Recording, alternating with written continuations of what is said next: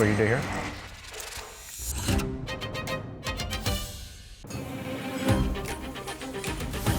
I never thought I'd be a head chef of a 3-star restaurant that is like world-renowned. The chef de cuisine position is a very important position for us at Benu. That role has been occupied by some very talented people. They have a very big job. What if next year you guys don't get that 3 stars?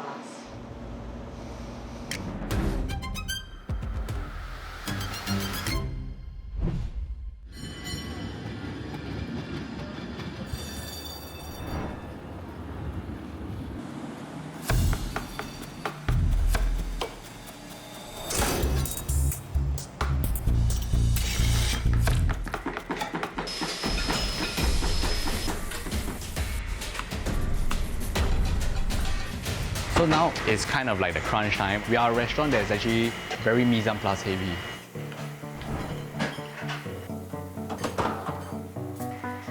Because when it's quiet, we want it to be very fast. It's also more exciting for the guests when everything is a bit faster. Every time Jake completes something, he will let me taste. So, this is good. You know what? Oh, soft. If we don't use this fish, we have enough. Yeah. Yesterday I found there's another deli of red bell pepper. You're not that tight.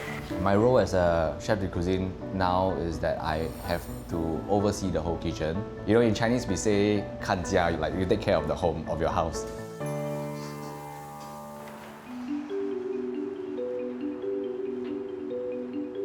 When Benu first opened, it kind of exploded onto the scene. It was very, very exciting for a restaurant of this caliber to be executing Asian influence cuisine. I feel like if I were to come here and learn, that someday I can bring it back home with me. Good evening. Welcome in.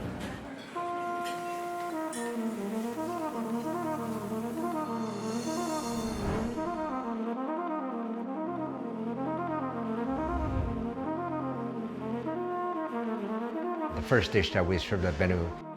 For me, that's a special dish because it's also a reminder in this day and age where chefs are always thinking about what's new. Actually, in our history, there's so many wonderful things there.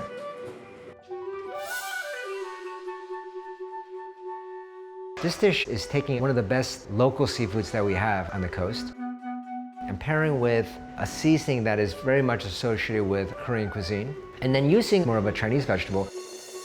For me, that dish is an example of how things can really harmonize together.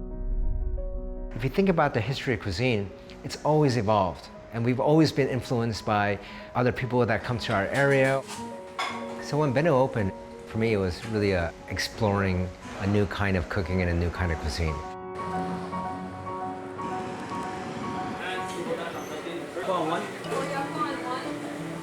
I think what it takes to be a 3-Michelin-Star restaurant is first and foremost a good team. If you don't have a team, you don't have the food. Over here, Station 3, you can see they are picking up the stable fish. Jake, for the abalone course, he has to time it with Station 1. So there's the rice and then the condiments. You can see everything has to come together at the same time for the dish to be served at its best. I think I need to go and help. What's this? 3 sable fish. Oh. We're supposed to pick up 3 sable fish, but we only had 2 sable fish. Problems are bound to happen every day, but we have a system in place where we try to eliminate all this. I think actually my first year at Benu was probably my most difficult time. I didn't understand the systems here. You ever get scolded by him before? Oh, many times.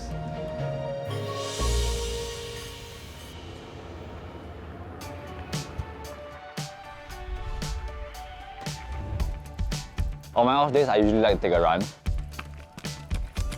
It helps me clear my mind to have that kind of focus at work. I think before enlisting into the army, I told my mom, I think I want to be a chef. Asian parents always tell you, don't be a chef, long hours, a lot of work. And I just went ahead. Maybe being young, I thought French and Japanese cuisine were the best in the world. But now that I'm a lot older, I want to do something a little bit closer to my roots.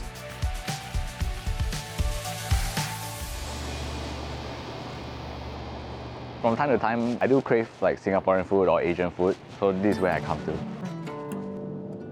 If one day I were to open my own place, I feel like the restaurant should represent who I am as a person and the flavors that have been with me for a long time.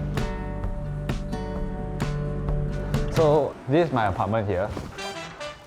I share this apartment with 3 other Singaporean chefs as well. You want help me or not? No. Help me ah! Why? Help me lah, then you eat what? Free labor. The most important part of making a nice laksa, right, is actually having a nice rempah, which is like a spice paste. Belacan actually, you have to toast it to bring out the aromatics.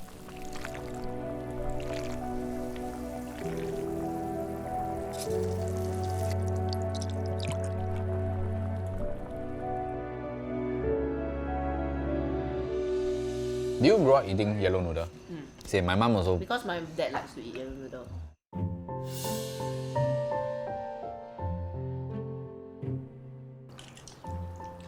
Very nice though. Yeah, I really like the spice kick to it. It's a pity that they don't have laksa leaf though. I think it's nice though. Reminds me of home. Cures my homesickness. I feel I am most at home when I'm in Singapore. That's why I'm very thankful that I live with 3 other Singaporeans. And we can talk in Singlish, we can have jokes that only we understand. I think the biggest challenge about working here is that there are too many like strict labor laws. When you hit the 6 hour, 5 hours. right? You need It's to take 5 30 minutes break. Which, don't get me wrong, it's great for But just very work-life different balance. from what we come from. I Yeah, when you come to Singapore, it's like hustle culture, right? When he told you guys that he's going to be a head chef, what was your reaction? About time. When he started at Benu, he'll stay and practice the xiao long bao. Yeah, he'll bring it come home at 4 He'll- a.m. Yeah, and he'll bring it 7 home a.m. to in the practice. 7 a.m. Yeah. just to practice. I think you can have talent, you can have luck, but you also need to be hardworking.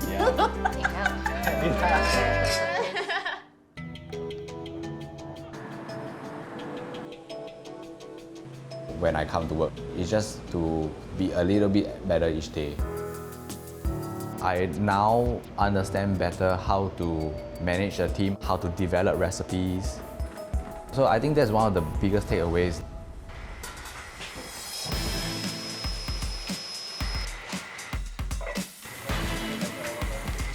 I'm working on the vegetarian option for the new beef set that we're going to run next week. We usually have to try a few times before we can actually put it on the menu. To be a Three-Michelin-Starred restaurant, it's actually the continuous effort to make all the improvement on things, no matter how small it is.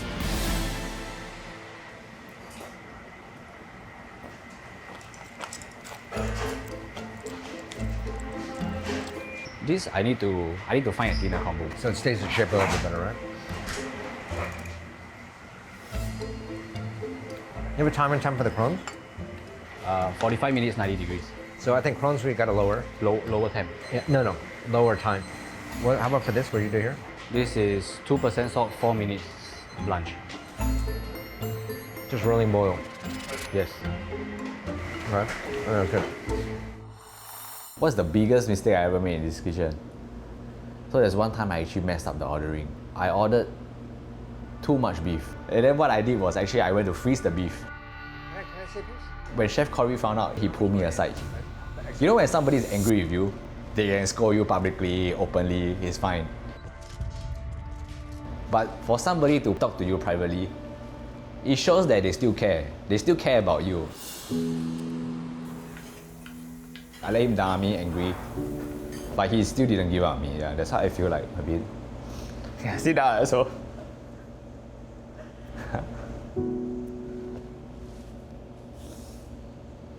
Sorry. He will never give up on somebody. That's the kind of chef that I aspire to be. Sebastian is someone that I identified as having all the qualities that I look for in a chef de cuisine before that position was even available. He's immensely talented, but also very, very humble. I think you have to be quite fearless, but you also need humility.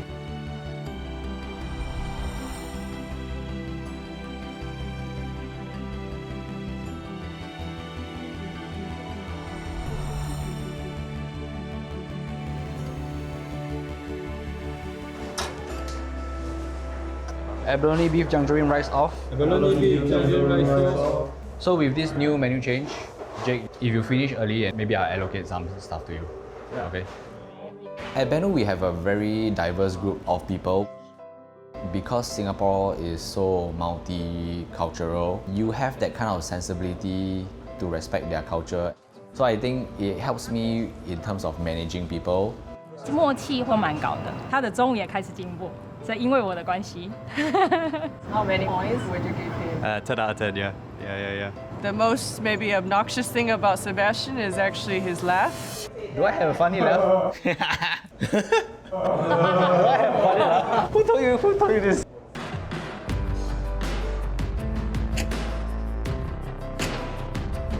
Do you think about what if next year you guys don't get that 3 stars?